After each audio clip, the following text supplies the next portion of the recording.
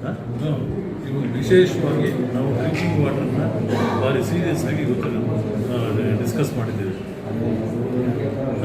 So ಶುದ್ಧ ನೀರು ಘಟಕಗಳನ್ನು ರಿಪೇರಿ ಮಾಡೋದಕ್ಕೂ ಇವಾಗ ಒಂದು ಲಿಸ್ಟ್ ಮಾಡಿ ಸರ್ಕಾರಕ್ಕೆ ಕಳಿಸೋದಕ್ಕೆ ಮತ್ತು ಜಿಲ್ಲಾ ಅಡ್ಮಿನಿಸ್ಟ್ರೇಷನ್ ಕಳಿಸೋದಕ್ಕೂ ನಾವು ಈಗಾಗಲೇ ನಮ್ಮ ಇವರು ಜವಾಬ್ದಾರಿ ವಹಿಸ್ಕೊಂಡಿದ್ದಾರೆ. ಮತ್ತು ಈ ನಮ್ಮ ಕುಡಿಯುವ ನೀರಿಗೆ ಇವಾಗ ಟಾಸ್ಕ್ ಫೋರ್ಸಲ್ಲಿ ಕೂಡ ಎಲ್ಲೆಲ್ಲಿ ನೀರಿಲ್ಲ ಕುಡಿಯೋದಕ್ಕೆ ಸುಮಾರು 10-12 ಕಡೆ ಡ್ರಿಂಕಿಂಗ್ ವಾಟರ್ ಇಲ್ಲ, ವಾಟರ್ ಸ್ಕೇರ್ಸಿಟಿ ಆಗಿದೆ. ಅಂಥ ಸಮಸ್ಯೆಗಳನ್ನ ಬಗೆಹರಿಸೋದಕ್ಕೆ ಇಮಿಡಿಯೇಟಾಗಿ ಅವ್ರು ಸಿಗುವುದಿಲ್ಲ. ಬಂದಿರೋದು ನಾವಲ್ಲ, ಅಲ್ಲಿ ಡಿಸ್ಟ್ರಿಕ್ಟ್ ಲೆವೆಲಲ್ಲಿ ಅವ್ರಿಗೂ ಕಂಟ್ರೋಲ್ ಇಲ್ಲ. ನಿಮ್ಗೆ ಗೊತ್ತಿಲ್ಲ ಇದು. ಹೌದು ಸರ್, ಅನೇಕ ಸಂದರ್ಭಗಳಲ್ಲಿ ನಾನು KDP ಮೀಟಿಂಗ್ ರೈಸ್ ಮಾಡಿದ್ದೇನೆ. They could not able to answer.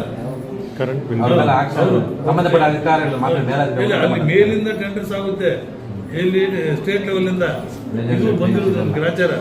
ರದ್ದು ಮಾಡಿ ಅಲ್ಲ ಸರ್, ಗ್ರಾಮ ಪಂಚಾಯತ್ ಅವ್ರಿಗೆ ಕೊಡೋದಕ್ಕೆ ಅವ್ರು ತಗೊಳ್ಳೋದಿಲ್ಲ. ಅದಕ್ಕೆ ಅದು ಕೋಟ್ಯಾಂತರ ರೂಪಾಯಿ ಕರೆಂಟ್ ಚಾರ್ಜ್ ಕಟ್ಟಬೇಕು. ಹೌದು, ಕಟ್ತಾರೆ, ಕಟ್ಟೋದು ಗ್ರಾಮ ಪಂಚಾಯತ್ ಅವ್ರಿಗೆ ಅಧಿಕಾರ ಕೊಟ್ಟು ಕರೆಂಟ್ ಬಿಲ್ ಎಲ್ಲ ಕ್ಲಿಯರ್ ಎಲ್ಲ ಲಿಸ್ಟ್ ಮಾಡಿ ಗೌರ್ಮೆಂಟ್ ರೆಡ್ ಟೆಂಪಲ್ ಇದೆ, 4 ಬೋರ್ವೆಲ್ ಇದೆ. ಅದು ಕ್ಲೋಸ್ ಆಗುತ್ತೆ ಸ್ಕೀಮ್. ಆದ್ದರಿಂದ ಇಮಿಡಿಯೇಟಾಗಿ ಅದನ್ನು ವಿರ್ಲ್ವಿಂಡ್ ಟೂರ್ ಮಾಡಿ ನಮ್ಮ ಇಂಜಿನಿಯರ್ಸು ಅದನ್ನು ಸಮರ್ಪಕವಾಗಿ ಉಪಯೋಗಿಸ್ಕೊಂಡು ಸದ್ಬಳಕೆ ಮಾಡಿಕೊಳ್ಬೇಕು ಅಂತ ಹೇಳ್ಬಿಟ್ಟು ನಾನು ತಿಳಿಸಿದ್ದೇನೆ. ಆ ಯೋಜನೆಯನ್ನು ಕಂಪ್ಲೀಟ್ ಮಾಡೋದಕ್ಕೆ ಕ್ರಮ ತೆಗೆದುಕೊಳ್ಬೇಕು. ಅದು ಕೂಡ ಆಗುತ್ತೆ. ಸೊ ಹೀಗೆ ಎಲ್ಲ ಹಲವಾರು ಕಾರ್ಯಕ್ರಮಗಳು ಕೂಡ ನಾವು ಎಲ್ಲ ಡಿಸ್ಕಸ್ ಮಾಡಿದ್ವು.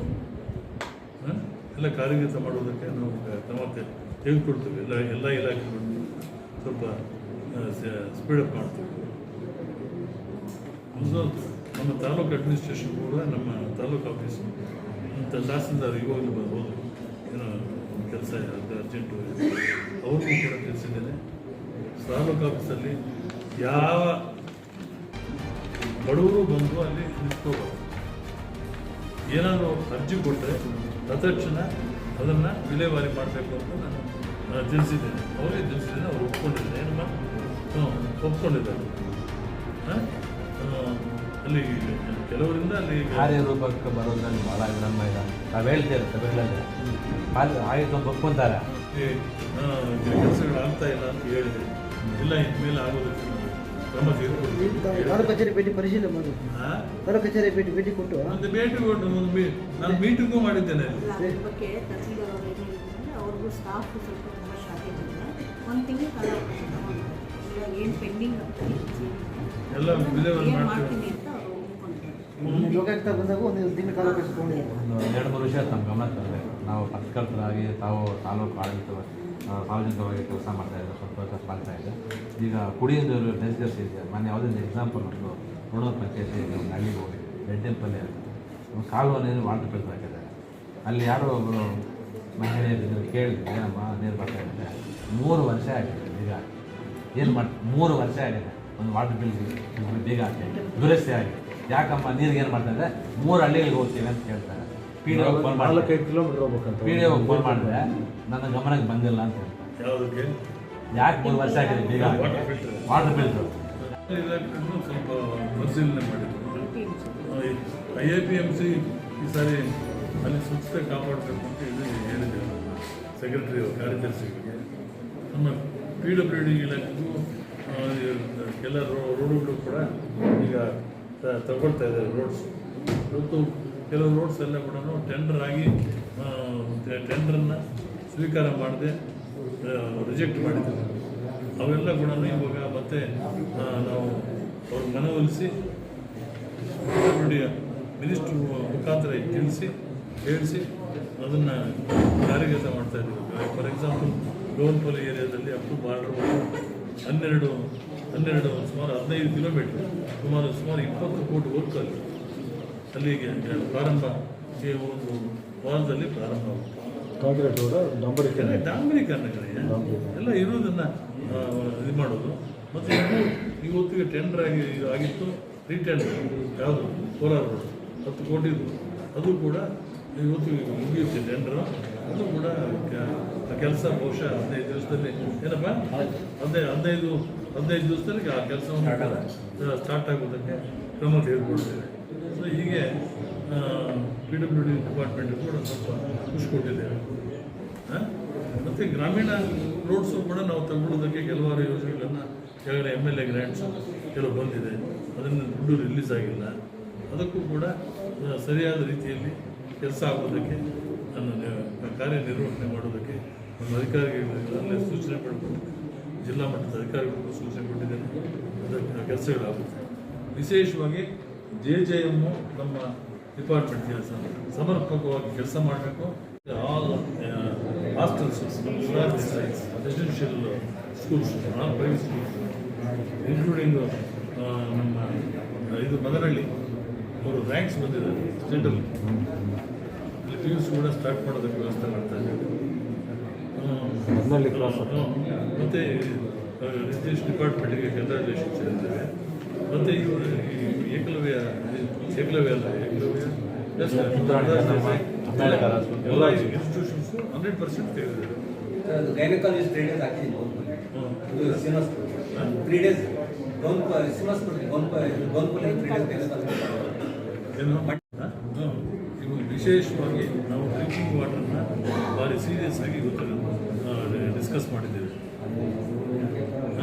ಸೊ ಶುದ್ಧ ನೀರು ಘಟಕ ಶುದ್ಧ ನೀರು ಘಟಕಗಳನ್ನು ರಿಪೇರಿ ಮಾಡೋದಕ್ಕೂ ಇವಾಗ ಒಂದು ಲಿಸ್ಟ್ ಮಾಡಿ ಸರ್ಕಾರಕ್ಕೆ ಕಳಿಸೋದಕ್ಕೆ ಮತ್ತು ಜಿಲ್ಲಾ ಅಡ್ಮಿನಿಸ್ಟ್ರೇಷನ್ ಕಳಿಸೋದಕ್ಕೂ ನಾವು ಈಗಾಗಲೇ ನಮ್ಮ ಇವರು ಜವಾಬ್ದಾರಿ ವಹಿಸ್ಕೊಂಡಿದ್ದಾರೆ.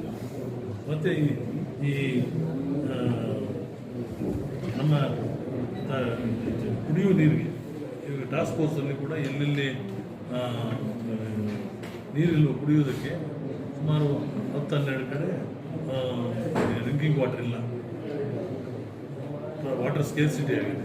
ಅಂಥ ಸಮಸ್ಯೆಗಳನ್ನ ಬಗೆಹರಿಸೋದಕ್ಕೆ ಇಮಿಡಿಯೇಟಾಗಿ ನಾವು ಟಾಸ್ಕ್ ಫೋರ್ಸ್ ಒಂದು ರೆಸಲ್ಯೂಷನ್ ಮಾಡಿ 12 ಬೋರ್ವೆಲ್ಸನ್ನು, ಅದು ಅಷ್ಟೇ ಅಲ್ಲಪ್ಪ 12 ಬೋರ್ವೆಲ್ಸ್ ನಾವು ಸ್ಯಾಂಕ್ಷನ್ ಮಾಡಿದ್ದೇವೆ, ರೆಕಮೆಂಡ್ ಮಾಡಿ ಕಳಿಸ್ತಾ ಇದ್ದೇವೆ ಜಿಲ್ಲಾ ಅಡ್ಮಿನಿಸ್ಟ್ರೇಷನ್.